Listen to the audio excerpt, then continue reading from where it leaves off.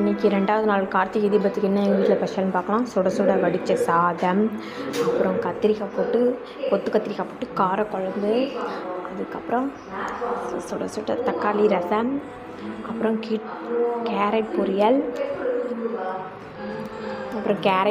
எங்கள் வீட்டில்.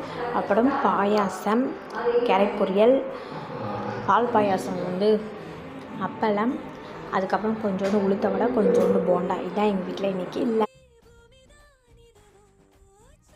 வாங்க சாப்பிட்லாம்.